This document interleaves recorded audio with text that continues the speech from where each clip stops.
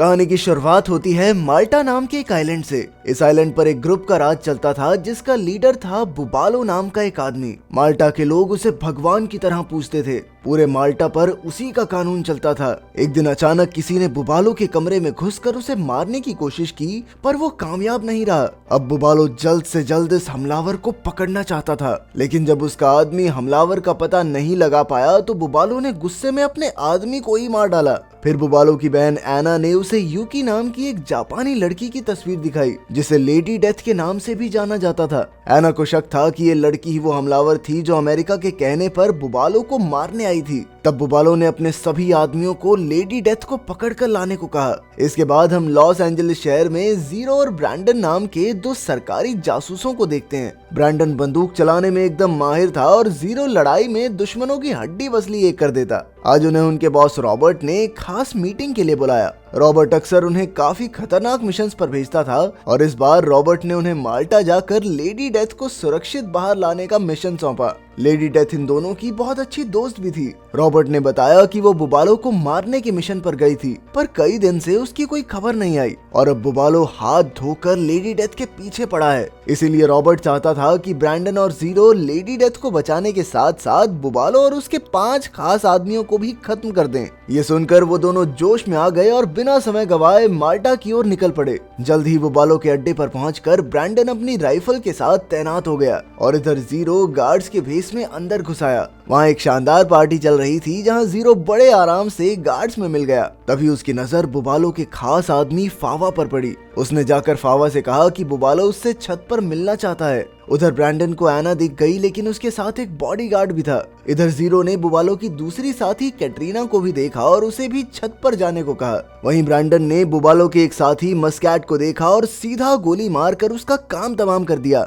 जल्द ही जीरो ने उसकी लाश ठिकाने लगाई और इधर जैसे ही फावा और कैटरीना छत पर आए, ब्रैंडन ने उन्हें भी ऊपर पहुंचा दिया। अब उन्हें सिर्फ एना, डॉक्टर जोरिन और बुबालो को खत्म करना था। अब ब्रैंडन ने जमीन पर गोली चलाकर एना के बॉडीगार्ड का ध्यान भटकाया और मौका पाते ही एना को भी गोली मार दी। इधर जीरो डॉक्टर जोरिन का पीछा कर रहा था, पर अचानक से डॉक्टर जोरिन ने उसे देख लिया। अब गोलियां चलने ही वाली थी कि ऐन वक्त पर लेडी डेथ ने बाहर आकर कहा कि डॉक्टर जोरिन उनकी तरफ ही है। अब वो उन दोनों को लेकर तुरंत अड्डे से बाहर निकली और इधर जैसे ही बुबालो अपने श्रद्धालुओं से मिलने आया तो ब्रैंडन ने एक ही गोली से उसका भेजा उड़ा दिया। आखिरकार उनका मिशन खत्म हुआ और फिर ब्रैंडन, जीरो, लेडी डेथ और डॉक्टर जोरिन बीच पर एक सुनसान चर्च में आ गए। जब रॉबर्ट को मिशन पूरा होने की खबर मिली तो वो बेहद खुश हुआ। तब लेडी डेथ ने बताया कि जैसे ही वो बुबालो को मारने वाली थी तभी अचानक पीछे से एना ने उस पर कई गोलियां चला दी। खुशकिस्मती से डॉक्टर जोरिन ने उसे खुफिया जगह पर छुपाकर उसका इलाज किया।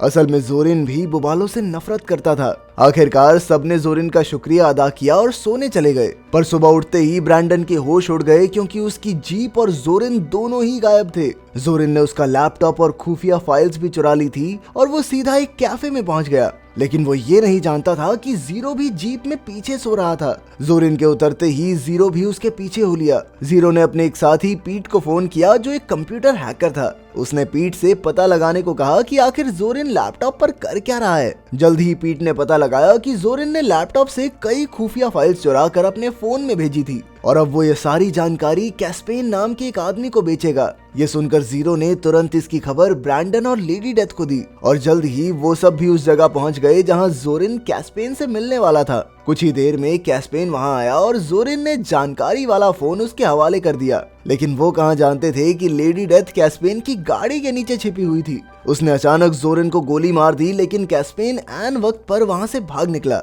इसके बाद वो तीनों अब एक होटल में आकर रुके। तब लेडी डेथ ने उन्हें अपनी असली कहानी बताई। असल में बचपन में ही उसके माँ बाप मर गए थे और तब कैस्पेन ने उसे गोद ले लिया, लेकिन उसके 10वें जन्मदिन पर कैस्पेन ने उसे एक अंधेरे कमरे में बंद कर दिया। फिर कई महीनों बाद जब वो बाहर आई तो कैस्पेन ने उसे ट्रेनिंग देकर एक शार्प शूटर बनाया ताकि वो कैस्पेन के दुश्मनों का खात्मा कर सके। उसने 10 साल तक कैस्पेन के लिए काम किया, लेकिन आखिरकार वो तंग आ गई और उसने कैस्पेन को छोड़ने का फैसला किया। उधर कैस्पेन जब अपने घर पहुंचा तो वो एना को वहां देखकर हैरान रह गया। असल में एना ब्रैंडन की गोली से जिंदा बच गई थी। अब एना ने कैस्पेन से पूछा कि उसने जोरिन के साथ बुबालो को धोखा क्यों दिया, साथ ही वो लेडी डेथ को भी पकड़ना चाहती थी। तब कैस्पेन ने उसे बताया कि जोरिन के दिए हुए फोन से वो लेडी डेथ को ट्रैक कर सकते हैं। अब एना ने कैस्पेन से हाथ मिला लिया और वो लेडी डेथ को ढूंढने में जुट गई। आखिरकार एना का एक आदमी लेडी डेथ तक पहुंच ही गया। उस वक्त वो ब्रैंडन और जीरो के साथ खाना खा रही थी। उसने तुरंत लेडी डेथ पर हमला कर दिया, लेकिन उन तीनों ने भी पलटकर तुरंत वार किया, लेकिन वो आदमी किसी तरह बचकर भाग निकला।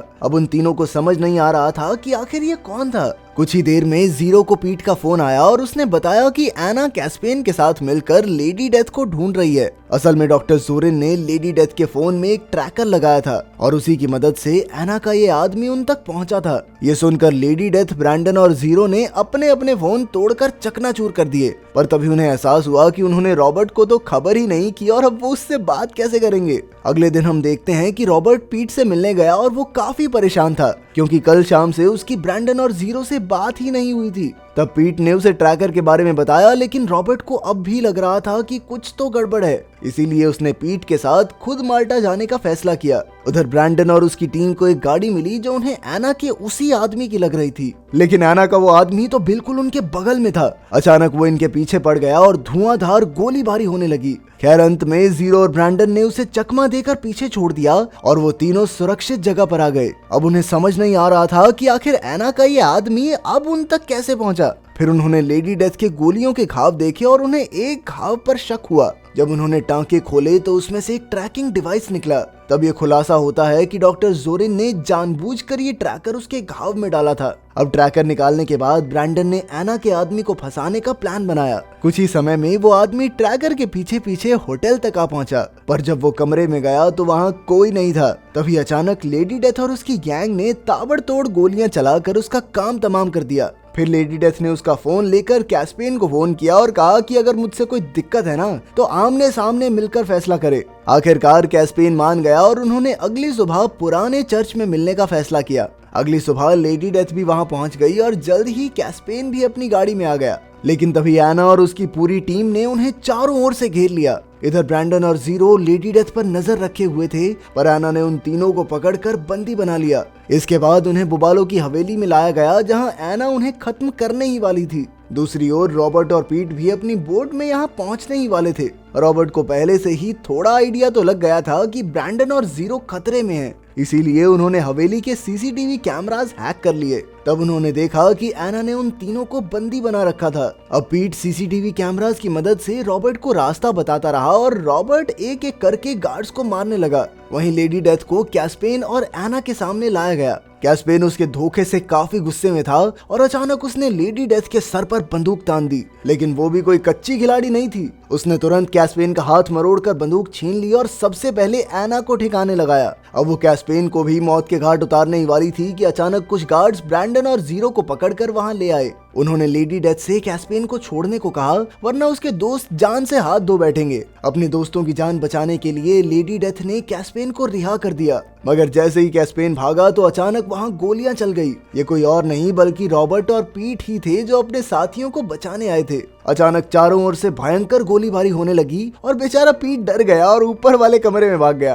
पीट भी कह रहा होगा, भाई तुम्हारा कंप्यूटर चलाता, गोलियां नहीं। इधर रॉबर्ट अपनी टीम के साथ एक एक करके सभी गार्ड्स को मारता जा रहा था, लेकिन कुछ ही समय में बाहर कई गार्ड्स ने लेडी डेथ को चारों ओर से घेर लिया। वहीं ऊपर अचानक पीट के सामने कैस्पेन आ गया, पर अब कैस्पेन की बंदूक में गोलियां खत्म हो गई थी। आखिरकार पीट ने मौके का फायदा उठाकर कैस्पेन को गोली मारकर घायल कर दिया। बाहर लेडी डेथ ने बड़ी बहादुरी से सभी गार्ड्स का सामना किया, लेकिन जल्द ही गार्ड्स उस पर भारी पड़ने लगे। अब उसकी कहानी खत्म होने ही वाली थी कि ऊपर से जीरो ने मशीन गन से सभी गार्ड्स को भून दिया। इसके बाद वो सब कैस्पेन को ढूंढने गए, पर उसे तो पीट ने पहले ही घायल कर दिया था। उन्होंने इस सब के बारे में पुलिस को खबर की और अमेरिका वापस लौट आए। अगले दिन उन्होंने टीवी पर देखा कि कैस्पेन को पुलिस ने गिरफ्तार कर लिया था। तभी अचानक किसी ने कैस्पेन को गोली मार दी। ये किसी और का नहीं बल्कि लेडी डेथ का ही काम था। असल में वो कैस्पेन से हिसाब चुकता करने के लिए माल्टा में ही रुक गई थी। अगर वीडियो पसंद आई तो लाइक कर देना, चैनल को सब्सक्राइब कर देना। मिलते हैं अगली वीडियो में।